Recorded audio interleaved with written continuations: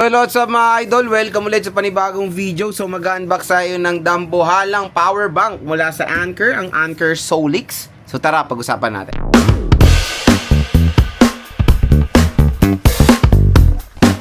Yan, another power bank na naman tayo, and dito lang yan sa online. At syempre, kung interested kayo mabili nito ng very affordable, dito na kayo bumili sa ating product link. Ayan, sa view products natin, mura at bagsak presyo lang tong Anker Solix. So very affordable.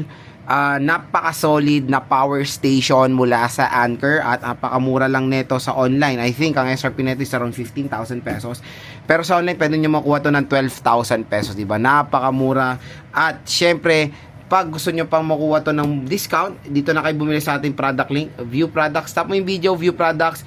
Meron kayo additional discount voucher dito sa Anker Solid. So, meron siyang 7 outlets, meron siyang solar input, fast charging 140 watts. Pwede dito yung lahat. Madami kayo mga dito, 90,000 mAh battery capacity. So ayan yung pwede nyo i-charge.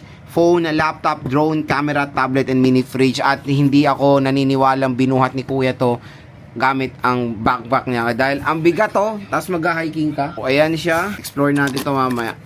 Tignan natin. Open na natin siya. Anker. Thank you for choosing Anker Solix. Okay, meron tayo ditong ano to?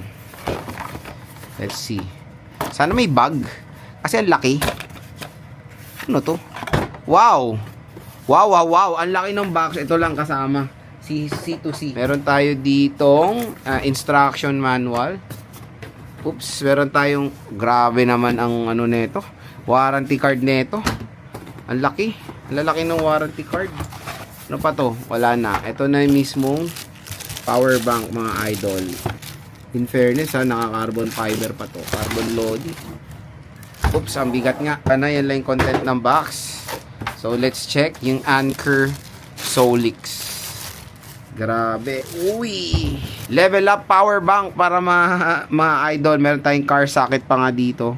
Ayan. Okay, so marami tayong ganap. Meron tayong LED indicator. So, paano ba ito on? Siyempre, titingnan natin to. Easy to handle. Okay, may handle siya. Ano ba meron? Sa likod, designed by Anker Innovation. Paano open? Ito ata. Ayun, so didinan nyo lang siya. And I think, medyo ngayon lang ako magkakaroon ng, magbabasa ng instruction manual sa power bank. Okay? So, medyo weird kasi na meron tayong parang cellphone na wifi dun eh. I don't know kung need ba siyang i-connect para makita or meron ba siyang certain application na gagamitin. So, babasahin natin siya. Ito, meron tayong quick start guide. So, ayan, naintindihan ko na, binasa ko na yung manual. And ang maganda pala dito sa Anker power bank na to is pwede nyo siya i-connect sa application para ma-monitor yung mga battery percentage niya. So dito yan sa AIoT button na to. So pag in-on kasi natin siya, yan 89% battery health at pwede natin siya i-connect. Meron tayo at yung kanyang light pala is retractable. Ayan, ganyan. Akala ko pinipindot. Hindi, ganyan siya. Ang maganda dito, ayan, marami siyang level.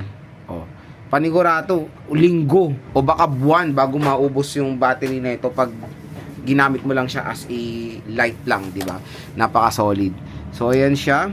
We have here the power button, tapos may reset button. Ito, car socket. Nagtatao bakit may car socket? Usually, ang pwede dito is yung mini fridge.